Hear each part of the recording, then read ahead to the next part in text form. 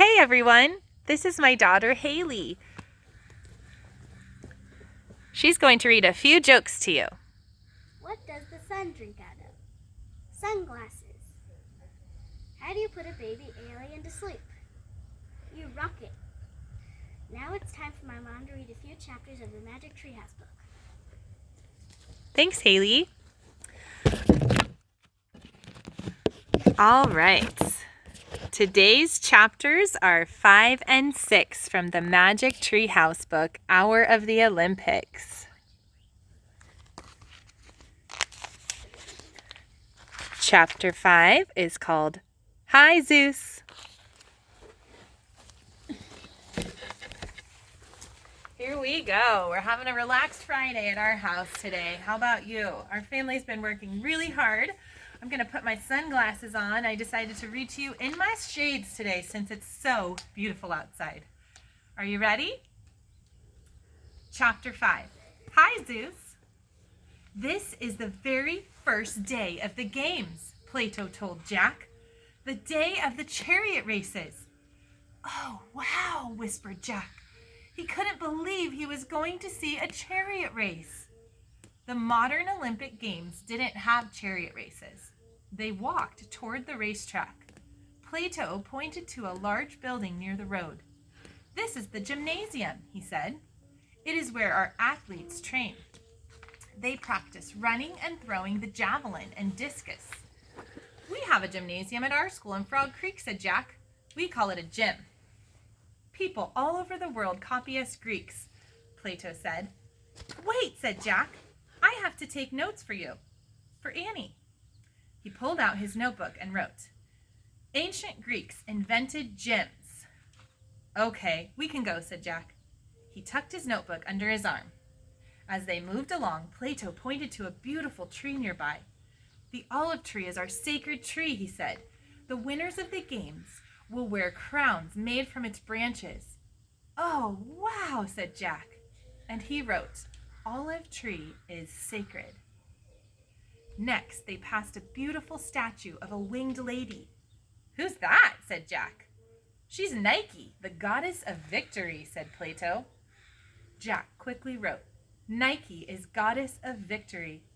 Nike is important to the games, said Plato, but the most important Olympic god is in there. He took Jack to a brick building with huge columns. Remember, columns go up and down. They stepped through the door. It was a temple. Jack gasped. Gasp with me.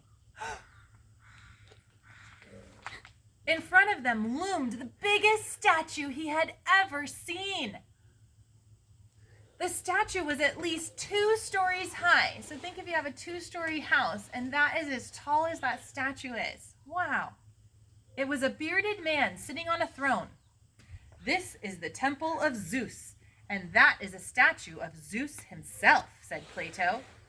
The Olympic Games are played in his honor. He is the chief god of the Greek gods and goddesses. Oh, man, whispered Jack. Yesterday, all the athletes came here, said Plato. They swore to Zeus that they had trained for 10 months, and they promised to obey the rules of the games. The statue of the mighty Greek god stared down at Jack. Jack felt very small. Hi, Zeus, he said. His voice was small, too. Suddenly, trumpet sounds came from outside. The hour has come, said Plato. We must hurry. The Olympic parade begins. That was a shorter chapter. We're on to chapter 6, Mystery Man. Plato and Jack hurried past the crowd standing at the sides of the racetrack. Everyone was shouting and cheering. I have seats next to the judges, said Plato. He pointed to a tall stand with rows of benches. Plato led Jack through the crowd and up the steps to their seats. Wow, thanks, said Jack. He had a great view. Think about if you've ever gone to a game or a play or something, some sporting event where you had really good seats. That's where Jack's at. The Olympic parade had already started. Musicians playing pipes were at the front. Behind them marched the Olympic athletes, the best in all of Greece. Think about our Olympics. That's who gets to play at ours as well. Jack sighed. as he watched the parade going around the track. Annie would really love this, he thought. The athletes in front are runners, said Plato. Foot races are the oldest events of the Olympics. Jack pulled out his notebook and wrote, "Oldest event is foot races." Behind the runners are boxers, said Plato. They're wearing special gloves and bronze helmets. Jack wrote, "Boxers wear gloves and helmets."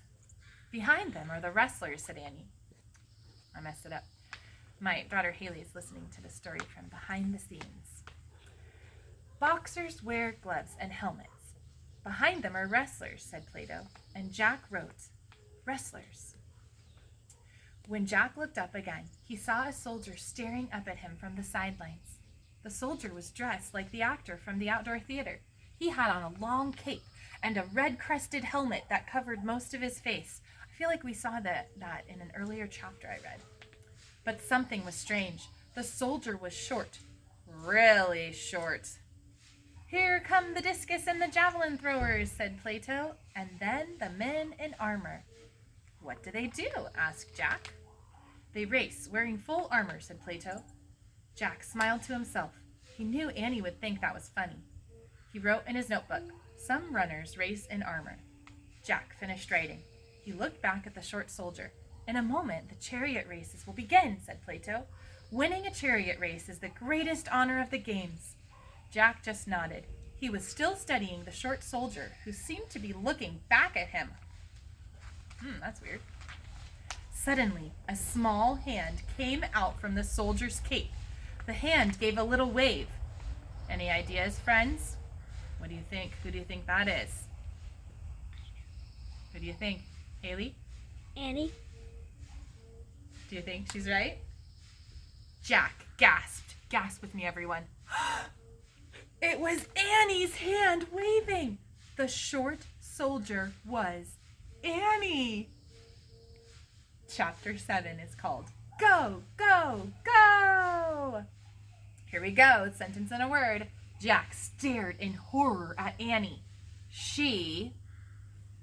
All right, here I come with the pictures for you. I hope you've enjoyed today's reading, and I also hope that you have a really great weekend with your families.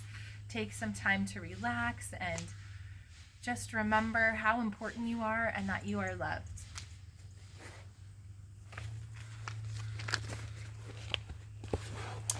Here is a picture of Jack with his notebook, if you were wondering what Jack's notebook looks like. He's looking down at the soldiers from his great seats. Those are pretty good. Yeah, he was right. And then, that was from chapter 6. And here is the big statue of Zeus, that Greek god that was 2 stories tall, like a 2-story building. That's all we have time for today. Tune in again on Monday when I start chapter 7. Go, go, go! Take care of yourselves. Have a wonderful weekend. Bye.